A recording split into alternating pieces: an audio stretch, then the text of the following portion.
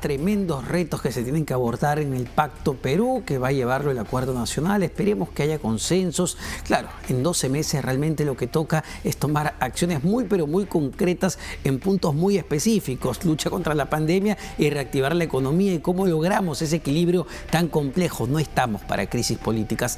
Pero ¿quién es Walter Martos Ruiz, quien fuera hasta hace poco ministro de Defensa, nombrado ministro de Defensa desde octubre del año pasado y que ha tenido un rol importante también en medio de este estado de emergencia como ministro de Defensa, como uno de los voceros del gobierno? Hemos preparado un perfil sobre el nuevo premier. El gobierno renovó su gabinete con Walter Martos como presidente del Consejo de Ministros. El militar venía liderando el Ministerio de Defensa desde el 3 de octubre del 2019 y hoy sucede en el premierato a Pedro Cateriano. Walter Roger Martos Ruiz, de 62 años, militar en situación de retiro desde el 2013. Conserva el grado de general de división. Su carrera en el ejército se inició en la Escuela Militar de Chorrillos, Coronel Francisco Bolognesi, donde se licenció y fue posteriormente director.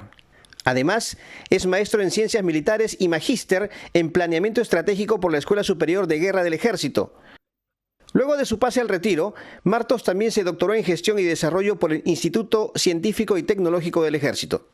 Entre el 2012 y 2013 fue designado como jefe del Estado Mayor del Cuartel General del Ejército y del Comando Conjunto de las Fuerzas Armadas. Poco antes de su ingreso al gobierno como ministro de Defensa, Martos realizó servicio de docencia en la Escuela Conjunta de las Fuerzas Armadas. En estos meses de pandemia, el funcionario ha supervisado el refuerzo militar para la seguridad nacional en calles y servicios y el traslado de medicinas y personal médico. También se le asignaron actividades en algunas regiones como Lambayeque y Cajamarca y ha efectuado labor de vocero de algunas de las evaluaciones del gobierno. Con la juramentación de hoy, Martos se convierte en el 6º premier de la gestión de Martín Vizcarra. Bueno, y para comentar justamente esta designación y el futuro que tenemos como país y las acciones que tiene que tomar este nuevo gabinete y el gobierno en su conjunto, estamos ya en la línea con el hasta hace poco ministro de Salud, Víctor Zamora. Doctor Zamora, muy buenas noches, gracias por estar con nosotros en Las Claves del Día. Y en principio, preguntarle, usted conoce, ha sido colega en el gabinete del actual premier Walter Martos, la política de salubridad, la política de lucha contra la COVID-19, ¿puede cambiar en los próximos meses? ¿Se podrían tomar medidas mucho más restrictivas ante la evidencia, la data que tenemos del avance de la enfermedad? ¿Qué tal, Omar? Buenas noches. Muchas gracias por la entrevista. Tal y como le he manifestado en mi cuenta de Twitter, yo estoy muy contento de que Walter haya sido designado como nuevo premier por varias razones. Una de las primeras es por la reseña que tú acabas de hacer de una impecable carrera en el servicio militar. Además tiene ya una larga estancia en las complejas decisiones que se tienen que tomar al frente de la epidemia. Ha estado antes, durante y continúa estando al costado del presidente de la República en el proceso de organizar la respuesta a la epidemia. En tercer lugar, porque conoce muy bien los diferentes actores que intervenimos en la lucha contra la epidemia: es salud, el Ministerio de Salud, las regiones, los gobiernos locales. Ha estado muy cercano a la implementación de todas las medidas de control social y estoy seguro que acumula todas las lecciones aprendidas durante este proceso y podrá fortalecerlas para bien de nuestro país. ¿Y qué es lo que toca o qué es lo que tocaría ahora, doctor Zamora? Porque, claro, a luces tenemos una crisis todavía económica que no termina de superarse, tenemos una crisis política muy reciente por la caída del gabinete cateriano, pero lo más importante en este momento es luchar contra la enfermedad, luchar contra la COVID-19. Y ayer reportábamos en las últimas 24 horas 224 nuevos fallecidos producto de esta enfermedad. Me parece que al día de hoy también son cerca a 200, a lo que voy. Parece que no le estamos ganando la batalla a esta enfermedad. ¿Qué es lo que tocaría hacer en los siguientes meses? Bueno, efectivamente nosotros estamos notando una reducción en la velocidad que teníamos en relación a la reducción del impacto de la epidemia. inclusive en algunos lugares, como en el caso de Lima, un repunte. Sí, claro. No es así en el caso del norte. En el caso del norte, la reducción de la epidemia es sustantiva, incluyendo San Martín, Ucayali, Loreto, ya lo teníamos, en el caso de Huánuco y otros lugares. Lo bueno de Walter es que él conoce la evolución de cada una de estas regiones, cómo se ha ido comportando, conoce las limitaciones, así como las fortalezas que tenemos en el sector salud y en todos los sectores que acompañan la epidemia. Y él ha sido promotor activo y muchas veces acertado de la toma de decisiones de cuarentena, ya sea generalizada o focalizada. Y creo que en el caso de la epidemia, tenemos en Walter un extraordinario líder y que va a acompañar la gestión de la doctora Mazzetti en la lucha contra la epidemia.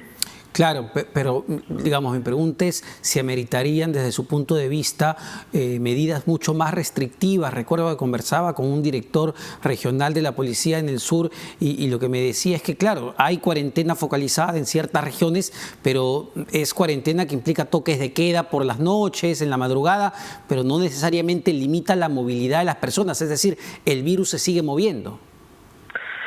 Bueno, este debate está en pleno auge en este momento. En algunos lugares no es necesario la cuarentena, Omar. Por ejemplo, como te vuelvo a repetir, Loreto, Ucayali, San Martín y otros, donde hay una reducción sustantiva de la epidemia, no es necesario. En otros lugares es necesario evaluar.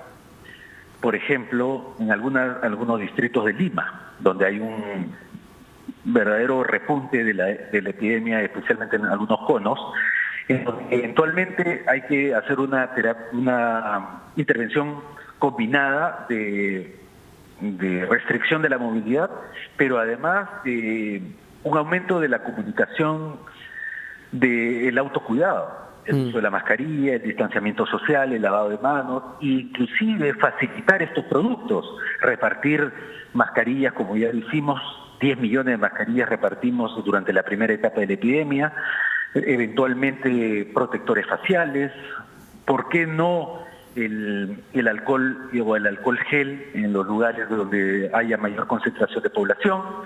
Y en otros lugares del sur del país, Tacna, Moquegua y algunos lugares de Arequipa, la restricción de la movilidad. Claro. Seguramente Walter va a evaluar todas estas zonas con sumo cuidado. Porque la situación, y me gustaría un comentario digamos, de esta situación tan dramática que repasaba el día de hoy el doctor Elmer Huerta, y es que según las cifras oficiales del Ministerio de Salud, Perú es el cuarto país en el mundo con la mayor cantidad de muertos por millón de habitantes, y cuando vemos las cifras del Sistema Nacional de Defunciones, saltamos al primer lugar en el mundo por millón de habitantes con la mayor cantidad de muertos. ¿Por qué estamos en esa situación, que es una situación a todas luces dramática?